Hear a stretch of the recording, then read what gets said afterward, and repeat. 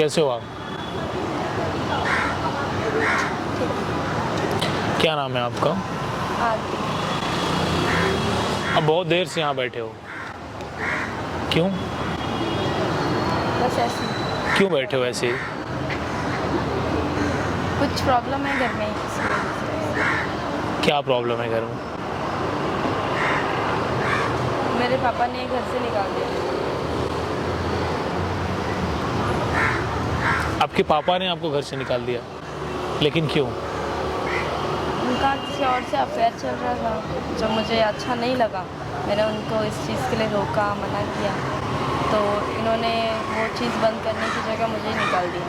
तुम्हारे फादर ने तुमको निकाल दिया घर से?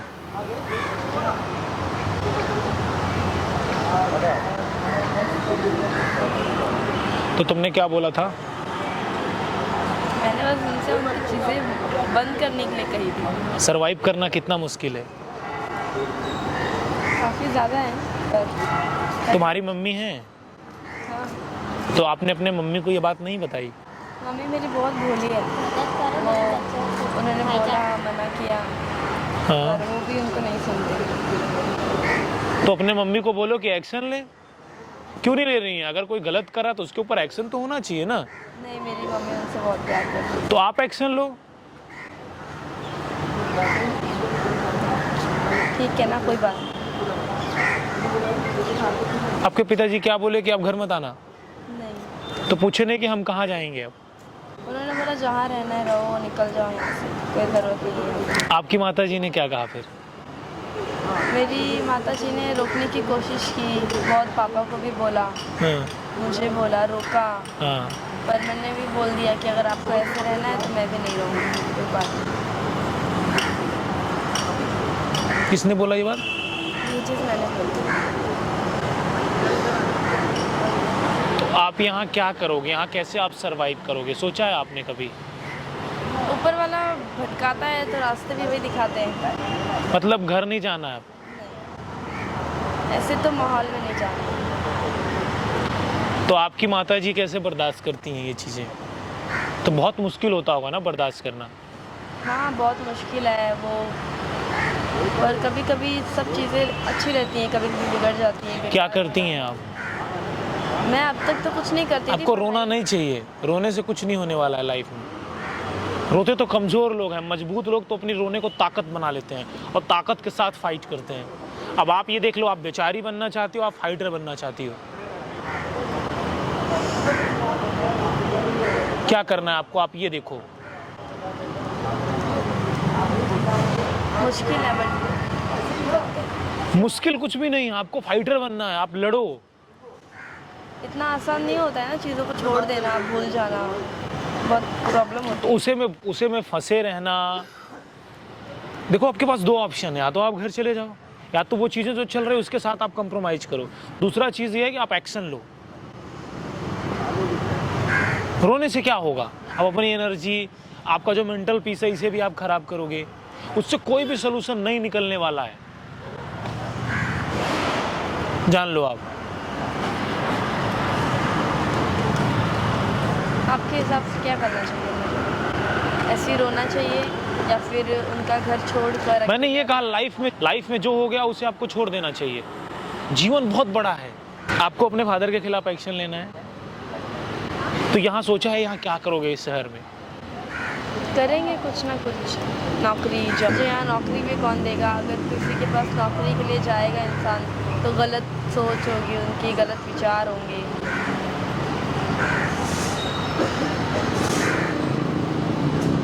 मैं तुम्हें नौकरी दूंगा। आपको तो मैं जानती भी नहीं हूँ, आप ये सब क्यों करोगे? आप मुझे अपने माताजी से लेकिन बात करवाओगे तब। हाँ, करवा दो। कभी कभी फैसले लेने बहुत मुश्किल होते हैं कि क्या करना है। आपको अपने फादर के ऊपर लेकिन एक्शन लेना चाहिए। नहीं ले सकती। मेरे दो छोटे भाई हैं, मेरी अम्मी है, मम्मी है, तो वो सब पापा ही करते हैं ना। तो अगर मैं ऐसा लूँगी तो फिर उनको भी प्रॉब्लम होगा। अगर मैं अपने पैरों पे खड़ी होती तब फिर मैं कुछ कर पाती, तब मेरी माताजी को, मेरे भाइयों को अपने साथ ही रखती, तब उन पर इंक्वायरी करवाती, कंप्लेन वगैरह। अभी कुछ ऑप्शन नहीं है, तो अभी नहीं कर सकती। अगर मैं कुछ ऐसा करूँगी तो वो मेरी माता जी को भी निकाल देंगे, तो प्रॉब्लम मुझे ही होगी फिर, क्योंकि मेरा अभी खुद का ही कुछ नहीं है, तो उनको कहाँ रखूँगी। वहाँ पर देखो, कैमरा लगा है, ये सब मैं रिकॉर्ड कर रहा हूँ। क्यों? आज मैं आप लोगों से बोलना चाहूँगा, लाइफ में कभी कभी कुछ ऐसे फैसले होते हैं जिन्हें लेना बहुत मुश्किल होता है। अगर ये अपने फादर के साथ के खिलाफ जाकर के कंप्लेन करें तो इनकी माताजी को घर से निकाल देंगे, जो कि नेचुरल सी चीज़ है, आप जानते हो। ऐसी चीज़ें हो सकती हैं जिससे इनके भाई बहन जो हैं वो भी रोड पे आ जाएंगे। लेकिन जीवन में कुछ ना करना भी गलत है। हमारा इंडियन कॉन्स्टिट्यूशन इन चीज़ों की आज़ादी नहीं देता कि आपकी मैरिज हुई है और आप किसी और के साथ भी अफेयर रखो। दिस इज़ नॉट गुड, ये सही नहीं है। अगर इनके फादर ये वीडियो देख रहे हो, और उनसे बोलूँगा कि भगवान आपको सद्बुद्धि दे। और इस दुनिया में बहुत ताकतवर लोग हैं, जिस दिन आप ऐसे लोगों से मिलोगे ना तो आप कांप जाओगे अंदर से। बेहतर है कि आप सुधर जाओ। होती हैं लाइफ में प्रॉब्लम्स होती हैं, कभी कभी बहुत दिक्कतें आती हैं लाइफ में। ऐसा लगता है कि नहीं, अब जीना ही नहीं है। आप रोते हो, लेकिन उन्हीं आंसुओं को आप अपना हथियार बनाओ और आप फाइटर बनो और आप लड़ो। रही बात नौकरी की, तो मैं इन्हें दूंगा। Thank you. ये मेरी रिस्पॉन्सिबिलिटी है, नौकरी मैं इन्हें दे दूंगा। लेकिन इनका परिवार इनके साथ खड़ा होना चाहिए। अकेले जीवन सरवाइव करना बहुत मुश्किल है।